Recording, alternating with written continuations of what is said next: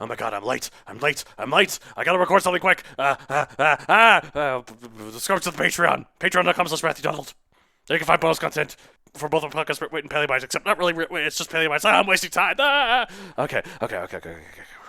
What are we talking about this week? We're talking about Primal Rage. Primal Rage is pretty cool. It's a big arcade game with farting apes and lightning-themed dragon dinosaur things. Pretty cool. Links in the description. Have a good day. I'm so late. I'm late for a very important date. Roar, growl, snarl, bellow. Welcome to Paleo Bites, a podcast about dinos that dinos. What's up?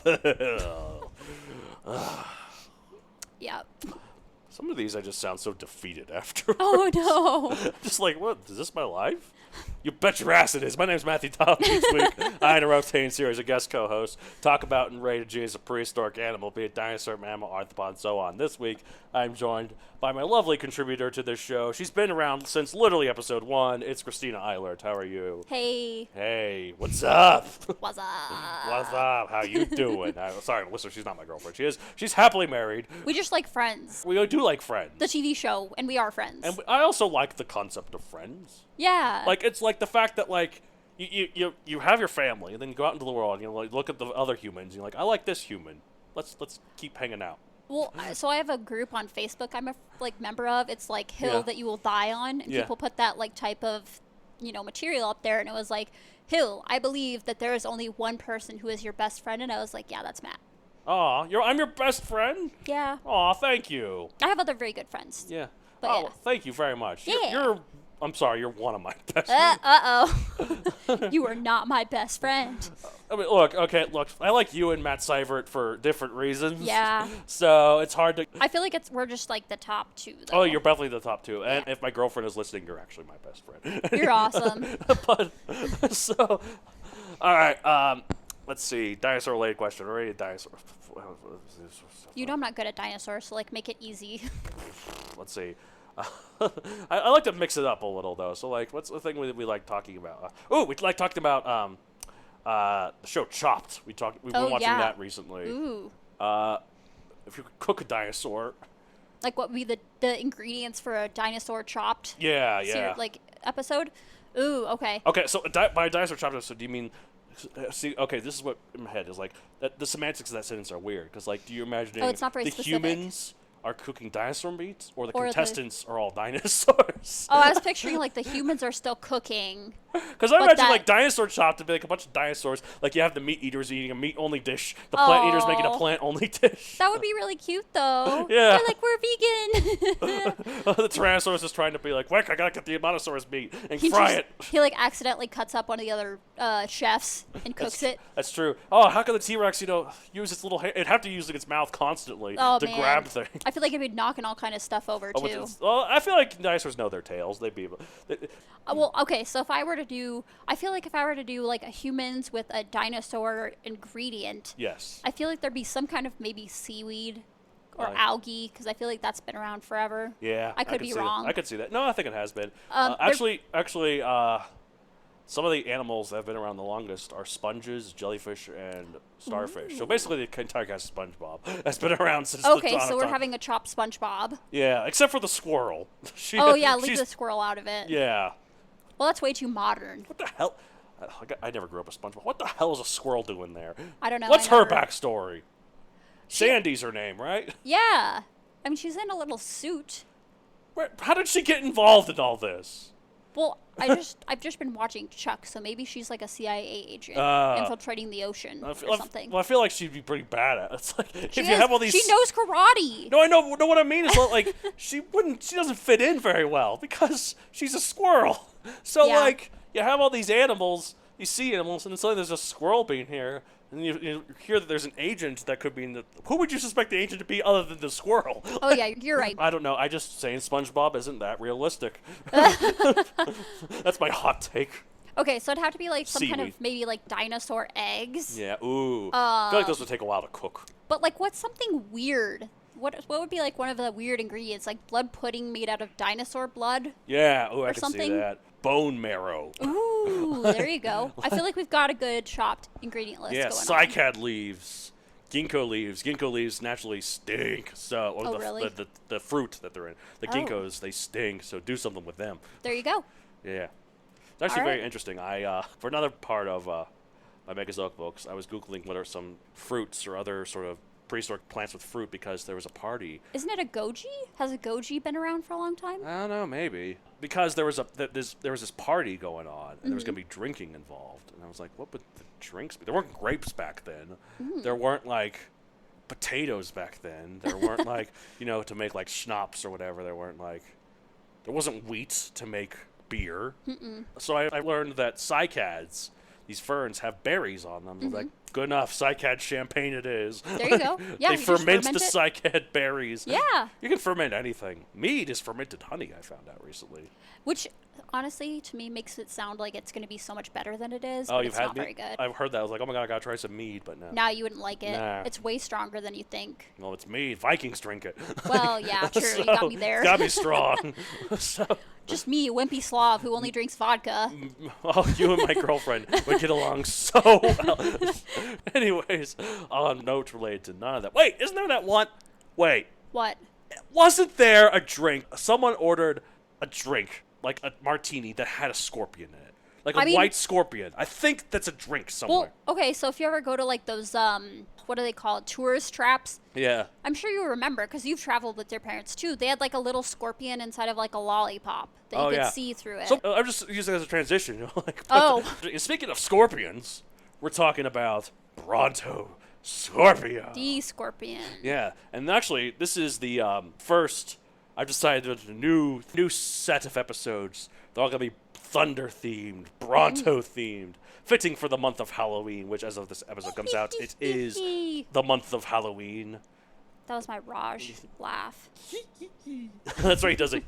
Yep, that one when he's trying to be creepy. Yeah, Sheldon's way creepier with his smile. I was like, Yeah, really creepy. Anyway, the thunder scorpion. Whenever I hear the thunder scorpion, I think like I've had the Danger Zone stuck in my head. I don't know if you're familiar did you watch with the Top song. Gun recently or something? No, because they play that three times in that movie. No, I was just adapting the lyrics for that song to my rabbits. Yeah. But I feel like the thunder scorpion could fit like "Welcome to the thunder scorpion." I'm into the thunder scorpion. The syllables are radically wrong, but here we are. So what is a thunder scorpion? Type, it's actually a scorpion. Scorpions, arachnid, also known as just scorpions. Well, you might be thinking, well, duh. But actually, here's what's interesting. There's a group of creatures called sea scorpions. And this is not one of those. Because the sea scorpions aren't actually scorpions. They're another group of arthropods called eurypterids. What? So remember that clip I showed you of Brontoscorpio in Walking with Monsters? Yeah. That's a big scorpion, but then it gets eaten by the bigger one. Yeah. That's a eurypterid. That's not a scorpion. But it's another type of arthropod. You can see it kind of looks a little different, but like... I'm just telling you, these scientists are disappointing me. Why are you calling it a sea scorpion when it's not a scorpion? Well, we already talked about SpongeBob. I was like, why is a jellyfish called They're driving me crazy. a fish? Yeah. There's nothing fish-like about a jellyfish. I need logic. But this one was a true scorpion, though, and a thumping big one at that. How big? Size 2.5 to 3 feet / 77 to 94 centimeters long. Ugh. Whoa! Imagine this thing crawling just right here. And it could. It could crawl into land. We'll get to that. I'm out. End of podcast. And you might be thinking, oh, yeah, this is one of those vegetarian scorpions, right? No, it's a carnivore. Are any of them? No, of course. Oh, okay. I'm like, what? No. I got excited for a second. Okay, I know there's a lot of herbivorous insects. Like I'm thinking like the leaf-eating ants and like millipedes are also, I think, leaf eaters too. Centipedes definitely aren't. They're carnivores. Yeah. Like, yeah, Jake likes to tell me that's okay we have centipedes in our basement because they're killing the other bugs, and I'm like, but it's it's like, it's so I've creepy. said this so many times.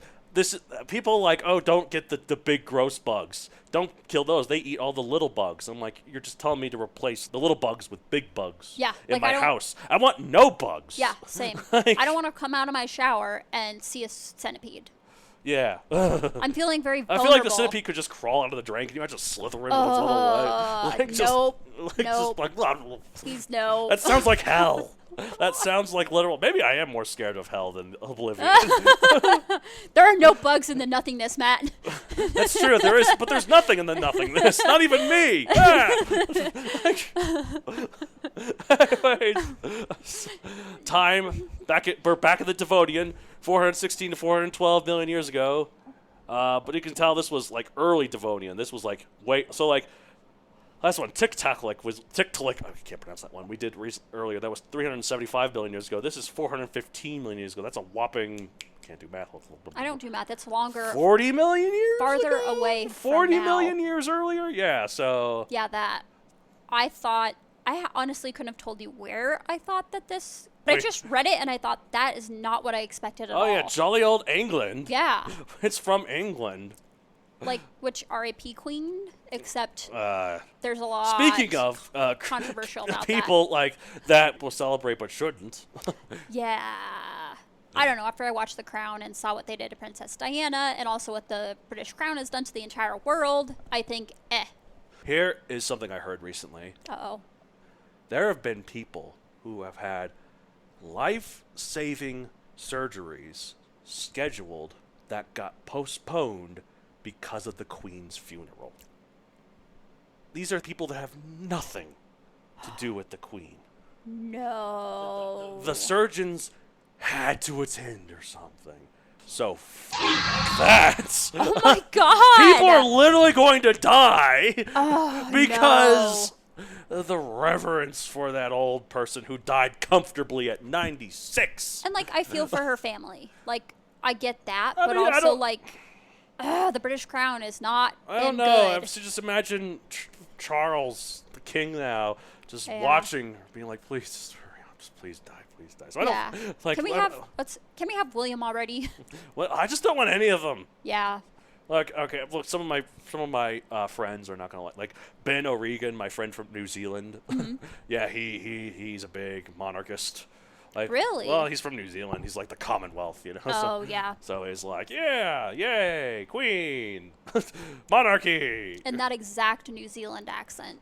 It's like the monarchy's pretty good, mate. Am I right? I can't do an Australian accent. Well, this isn't Australian, it's New Zealand. Come on. Same thing. Uh-oh. No. They're coming for me, Matt. See, Australian is a bit more like this. Well, New Zealand is a bit more like this, you know. Oh, true. Like it's a light Australian. It's the Irish to the Australian Scottish. Oh, yeah. So, Okay. Yeah, I could see that. It's like the Scottish people talk like this. Well, the Irish people talk like this. Look, I know there's Liam Neeson's Irish, so and that's a pretty deep voice. So We love you both. anyway, it doesn't matter where you're from, guys. It's not where you're from; it's what you do. That's what you're defined by, I say. I'm Romanian and I do nothing. Yeah. All I know is that a quarter of me is Italian. The rest is just a soup of whiteness. White people. Yeah. Of Caucasianness. Yep. That's okay. And we'll probably find some weird ethnicity. Like, oh, I'm 132nd Maori. Yeah, that would be surprising. Yeah. But You never know. The thing all races fear. Eventually, once globalization has reached its peak, 200 or 300 years from now, we'll all be the same sort of almond brown. which is a lovely complexion. It is. It really is. We white people burn in the sun so easily. Yeah. Anyways, so described in 1972, pop culture appearances: BBC's Walking with Monsters, the show Primeval, and the Korean movie Dino King: Journey to Fire Mountain. There were no dinosaurs when this was a thing, but You'll have to show me that. It sounds interesting. it's a Korean dinosaur movie that has it's kind of sad. Oh. Like this one is a sequel to it. The first one involves this dinosaur. It's confusing. Like, dinosaurs don't talk, but there's a narrator, but the narrator is the main character. Okay. So it's at first it kind of starts out kind of cheesy because when he's a young dinosaur, it's a kid narrating. Uh-huh. But then when he gets older, it's an adult narrating. He's narrating in present tense. Okay. That's still a narration, if that makes sense. It's very interesting. It's a way to show these dinosaurs interacting. But then he has parents, they get killed. He has a sibling, she gets killed. He had the wife died. The mate, what? It's a mate, it's animals. Yeah. The mate died, but they had a kid. and at the end he's got to rescue the kid, and I'm just like, ah. But I mean, aren't you, as the author of Megazoic, pretty excited about talking dinosaurs? Yeah, but they don't talk; they narrate. Oh, yeah, that's really different. You're right. You're right. None of the other, we don't hear any other dinosaurs' thoughts. Oh yeah. Well, I don't know. Kind of funky. Anyways, Brontoscorpio. The Wikipedia article for this thing is surprisingly small. So you did some research, though. Yeah. And can I just say, ugh. Like internal shuddering, external shuddering. So when Matt and I were deciding what creatures to use, I found this one on a list of dinosaurs and thought to myself, wow, what's something that scares the heck out of me? I know, a giant scorpion. My favorite dinosaur, the giant scorpion. Yeah, that one. I'm just going to freak myself out this Halloween, apparently. Yes. No need to go to the haunted house or a zombie corn maze. Oh, I love a good zombie corn maze, though. No, I'm good. I'll just look up something that makes my skin crawl in a more natural sort of way. Skin crawl, like the Oh, Brontoscorpio itself. Oh, no. Crawling up your skin. Oh, God. I have never touched a scorpion. And you hope to keep it that way, I'm going to visit my friend, actually, oddly enough, in October, who lives in Arizona, and they just get, like, scorpions in their house. And no, please, no. Screw that. Nope. But anyway, let me tell you what this thing looks like. Yep. A crawfish scorpion that's 2.5 to 3 feet long, so it could potentially mess you up if scientists ever wanted to bring it back Jurassic Park style. Well, I feel like it would be in a tank if they did that. Although imagine if it did its true. stinger in the tank and just and the grass starts cracking. Ooh, yeah, or like somebody accidentally falls into the tank. Here comes a scorpion slowly crawling up behind it. Yeah, I don't know, but I don't really imagine they do much swimming. Oh, true. I mean, it crawls up to them? Yeah, if you just well, maybe Kent use its sort of like how you ever seen like a lobster or one of those things, the shrimp, the little they crawl on the ground though. They don't usually swim. But what's that one? Can't some shrimp go really quickly? Imagining maybe a dandelion or something like that. It's just like floating. Floating, but imagine that a beautiful dandelion scene, replace it with a gross bug. Yeah, no. Anyways. Yeah, I can picture that. It's really scary. So it does have 8 legs. Sorry, people who are afraid of spiders. It is an arachnid. 2 massive pinchers and a stinger the size of a light bulb. Well, it depends on what light bulb. Actually, no, most light bulbs are the same size. So. Yep. Because the big lights I'm thinking of are just comprised of a bunch of light bulbs that are inside of it. So there's some that are pretty big. Like for example, I have ones that are probably the size of a small plate at my house. Oh, ugh. Yeah. Is it big as that light bulb? Yeah, pretty big. I don't know. It did it's not probably specify. the size of this light bulb. It's an incandescent light bulb. Probably that. Okay. I'm all focused on the details of something completely unrelated. It's okay. Just call me out. Yeah, it's called the Thunder Scorpion. Yep. Why? I mean... Yeah, I'll tell you why. Because it brings its game to the Thunderdome. Oh. Because it can not only breathe through gills underwater, but even when you think you've escaped it in the ocean, it could crawl up on the beach and pursue you using primitive lungs. Oh, yes, book lungs is what they're called. Ugh. It's not like us where they breathe in and out. They just absorb the oxygen into their skin. That just sounds really efficient. It is to a point. Yeah? But that's the reason why they're so small. If they get bigger, they can't get enough oxygen that way. Oh. But that's why in the Carboniferous period, back in their coal swamps over, and the oxygen, rather than being 21% of the atmosphere, was 30%. That's when you got those big bugs. Oh. Because more oxygen means bigger bugs. Yeah. So. I thought it meant more moisture. It does mean more moisture, okay. too. So, it can be more than one thing. It also means that when a lightning strike happens, ignitions are like that, because all that oxygen in the atmosphere burns. Oh, jeez.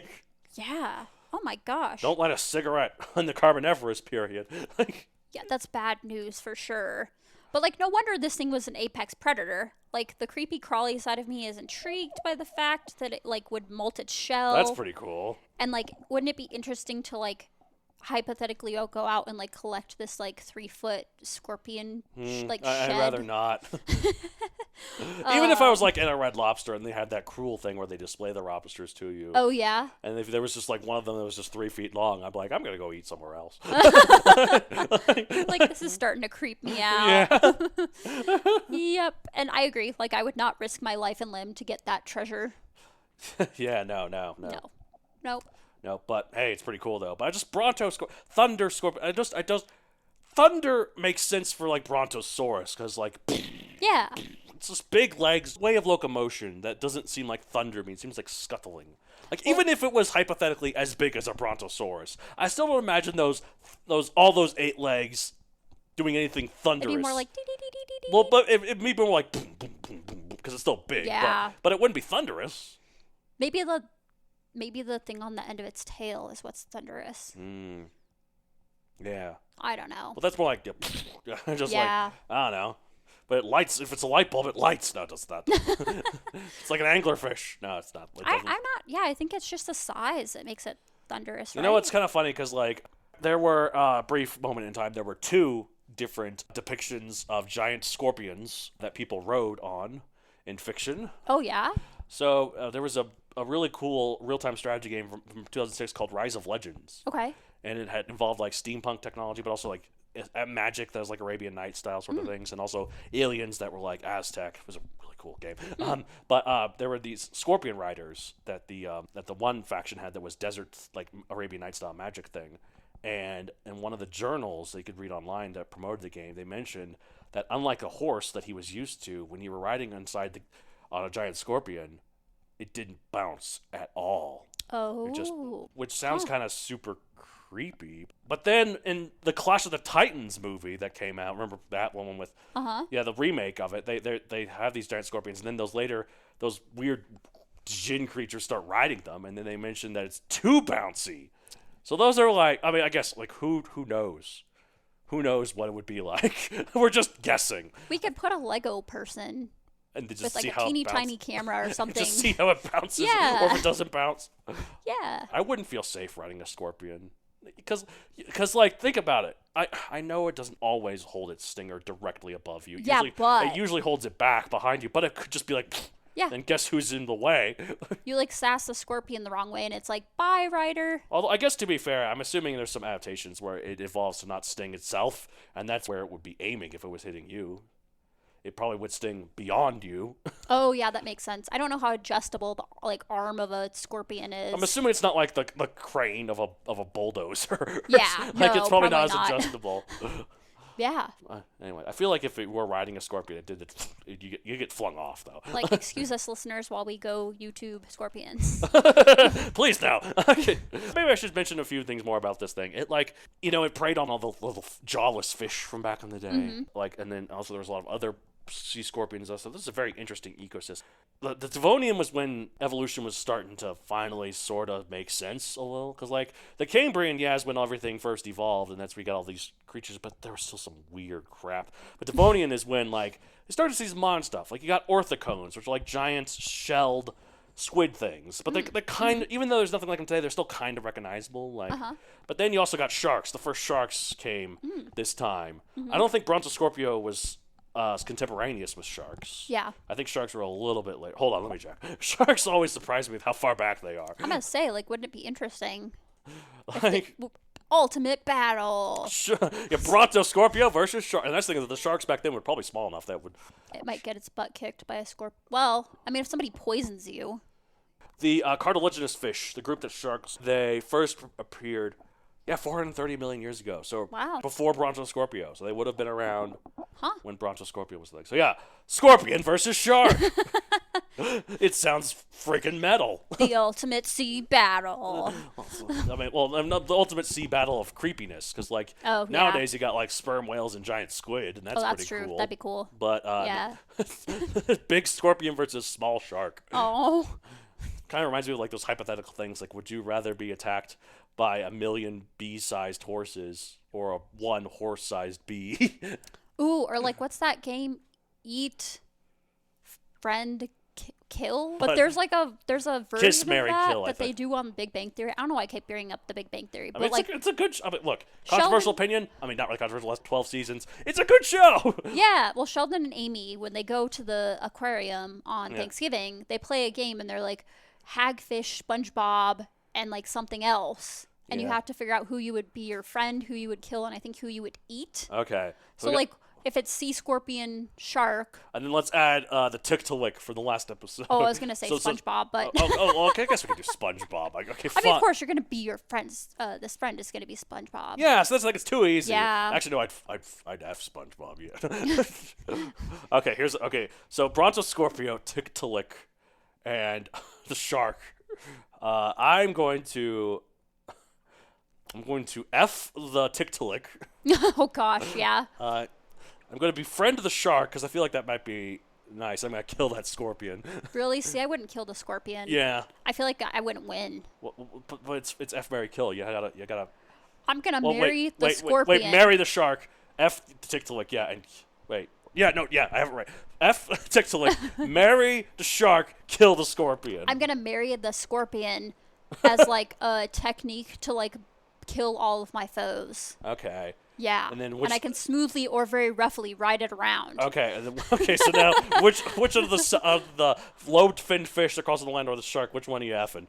Oh man, I feel like I don't know. Are sharks gentle lovers? How are they? I don't know. I don't know how. I know. This has nothing to do with loving. This is post love. But I know some of the sharks, when they're in the womb, they eat the others. Whoa. Okay. So, because sharks give birth to live young. I don't know. So, yeah.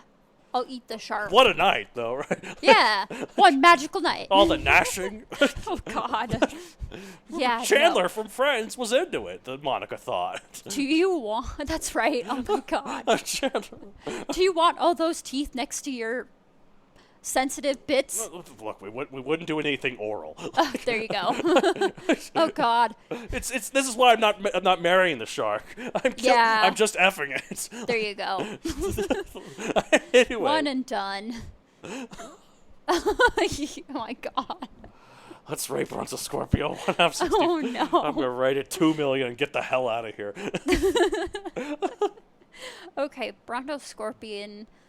Brontoscorpio. Oh. As a Scorpio, you should know you're not a Scorpio. I'm not I just also don't like Scorpios. Sorry. So this affects you on an astrological level too. It does. Oh man, that definitely takes it down a peg or two. Okay. It's not just any Scorpio. It's a Brontoscorpio.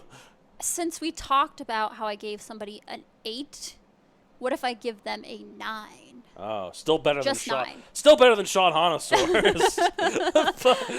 The Sean Hanosaurus is still crying in the background. Maybe not as much now. But Brontoscorpio is like, it's not much better. Brontoscorpio is mad. You've angered it. Oh. Okay, 65, I cave. 65 million. That's right. My ex-girlfriend was a Scorpio. Oh, really? Yeah. Maybe that's why it didn't work out. No, it's fine. They're just, I shouldn't slam a whole astrological sign, but they're so indecisive and, like, they love you, they hate you. Pick one, or just, like, ugh. I'm going to refrain from comments. But anyways, 2 million, 9. 2 million and then 9. All right, that's it for this week. If you want to get a hold of the show for some damn reason, you can contact us at mattsd@matthewdoncreator.com for general questions to any of the co-hosts. You can find me on social media at matthewdoncreator on Facebook and at matthewdon64 everywhere else. And whoever can figure out what kind of a lover a shark is, let us know. For some reason, I do not know why. I've never seen a shark be with any other shark, except for hammerheads. They tend to swim in schools. Most sharks are alone, but yet for some weird reason, I imagine sharks as very monogamous. Really? I don't know why. Interesting. See, I just don't want to Google, like, sharks doing the deed. So... I was just about to Google, are sharks gentle lovers? Like, while I'm very curious, I also do not want to know at the same time. Yeah. Yeah. But at the same time, you want people to email it you in. Maybe they're brave. Maybe they send you can an look it up. Instagram message, perhaps, and find her on Instagram. She's mentioned it on other episodes. Yeah, but I don't actually check my messages. The last person who Instagram messaged me was, like, one of my brother's previous friends who's, like, much older than me and met me as a child and was like, "You're super hot. Send me nudes." And I pretty much my God. I'm never going to check this again. Oh, God almighty. So yeah, so Yeah. send her an Instagram message in visceral detail Oh, God. of the shark things. It's okay. She won't read it. So it's okay. Yeah, okay. Or just tell Matt again. Yeah, scar me for life. Anyways, I also have a book series on Amazon, Megazoic, available for print and Kindle. No Brontoscorpio in it. That was way before when it took place. I have another book, non-dinosaur related, called Teslanauts, available for print and Kindle. No Brontoscorpio in that either. But I'm excited for the audiobook. Yeah, maybe. whenever it may come. Yay. Yay.